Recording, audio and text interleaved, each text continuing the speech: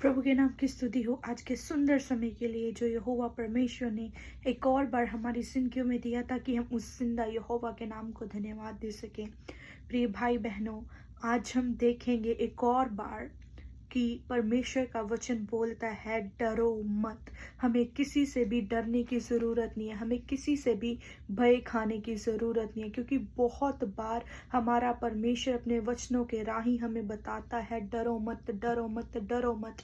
अगर हम फिलिपियों उसका 4 अध्याय उसके 6 और 7वें वाक्य में देखे तो परमेश्वर का वचन इस प्रकार बोलता है, किसी भी बात की चिंता मत करो, परंतु हर एक बात में तुम्हें निवेदन, प्रार्थना और विनती के द्वारा धन्यवाद के साथ परमेश्वर के सम्मुख उपस्थित किए जाएं। तब परमेश्वर की शांति जो समझ से बिल्कुल परे है तुम्हारे हृदय और तुम्हारे विचारों को मसीह यीशु में सुरक्षित रखेगी। ये क्या ही अद्भुत परमेश्वर का वाक्य है जो हमारा परमेश्वर हमसे वायदा करता है कि हमें डरने की जरूरत नहीं है। प्रतिदिन परमेश्वर हमें बोलता है मत डरो, किसी बात की चिंता मत करो। आज हम एक छोटी सी स्टोरी को देखेंगे कि ओबद्या नाम का एक व्यक्ति जो था वो डर रहा था। एलिया को जब राजा ने बोला कि तुम्हें जहां भी एलिया मिले उसे पकड़ कर लेके आओ, तो ओबद्या जो था परमेश्वर राजा का भी सेवक था और वो परमेश्वर का भय मानने वाला पुरुष था। हम देखेंगे पहला राजाओं उसका 18 अध्याय उसके हम 7 से पढ़ेंगे। 7 में इस प्रकार लिखा हुआ है, ओबद्या मार्ग में था कि एलिया उसको मिला। उसे पहचान कर वह मुंह के बल गिरा और कहा, हे मेरे प्रभु एलिया, क्या तू है? उसने कहा, हाँ मैं ही हूँ। जाकर अपने स्वामी से कह, एलिया यहाँ है। उसने कहा, मैंने ऐसा क्या पाप किया है कि तू मुझे मरवा डालने के लिए अहाब के हाथ करना चाहता है?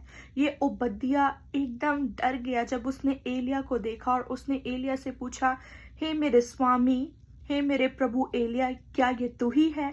और उसने बोला, एलिया ने, कि हाँ मैं ही हूँ, और तू जाकर अपने जो राजा है तू उसे बोल दे कि मुझे एलिया मिल चुका है। और फिर उसने क्या कहा ओबद्या ने, कि उसने कहा कि पर हे मेरे स्वामी, मैंने क्या पाप किया है जो तू मुझे उसके हाथों से, राजा के हाथों से, अहाब के हाथों से मरवा डालना चाहता है? तेरे परमेश्वर यहोवा के जीवन की शपथ, कोई ऐसी जाति या राज्य नहीं जिसमें मेरे स्वामी ने तुझे ढूंढने को ना भेजा हो। और जब उन लोगों ने कहा वह यह नहीं है, तब उसने उस राज्य या जाति को इसकी शपथ खिलाई कि एलिया नहीं मिला। फिर ओबद्या ने बोला कि अहाब ने हर एक राज्य में, हर एक जाति में तुझे ढूंढने के लिए लोगों को भेजा है। और इवन कि उन्होंने शपथ खाकर बोला, उन अहाब ने शपथ दिलाई कि तू वहां नहीं है।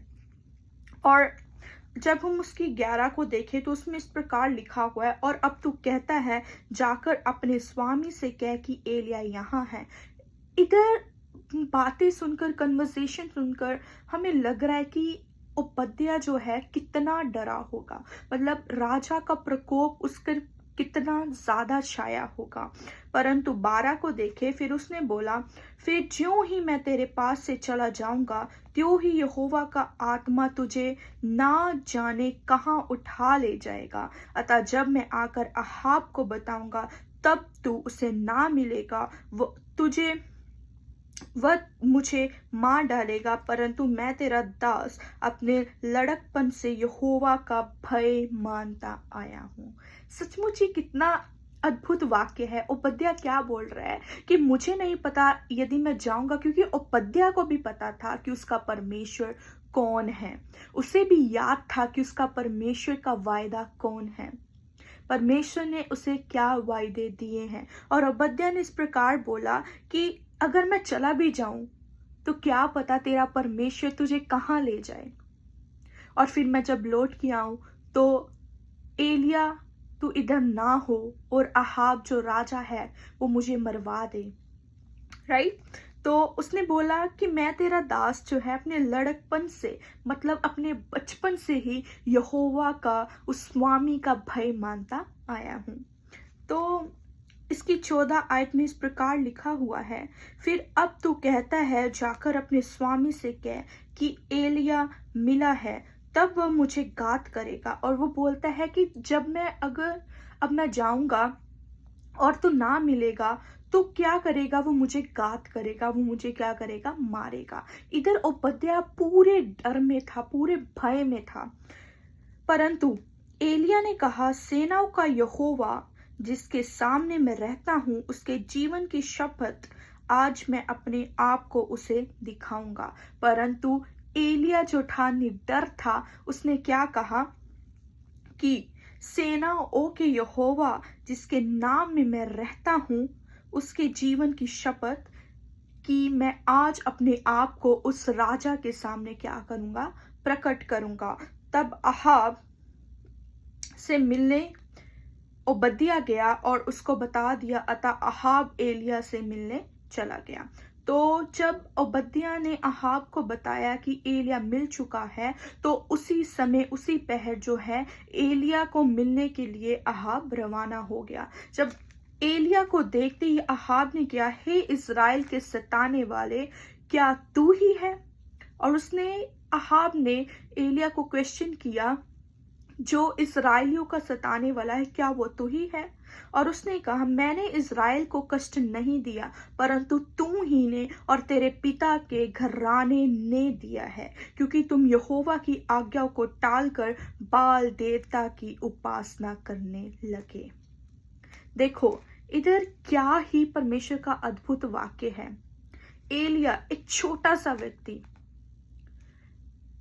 किसके सामने, राजा के सामने निडर होकर खड़ा है, और वो उसके साथ पूरी एड़ी चोटी के जोर पर बोल रहा है कि हे राजा, मैं नहीं हूं जो इस्राएलियों को कष्ट दे रहा हूं, परंतु तूने और तेरे घराने ने, तेरे बाप दादाओं ने मिलकर इस्राएल को कष्टों में डाला है, और तेरे पिता के घरानों ने उसको क्या दिया है, कष्ट दिया है, क्योंकि तुम यहोवा की आज्ञाओं को टालकर बाल देवताओं की उपासना करने लगे। परमेश्वर की आज्ञाओं से दूर होकर वो अन्य देवी देवताओं की उपासना, उनकी आराधना करने लगे, और इसी के कारण इज़राइलियों पर कष्ट आया, क्लेश आया।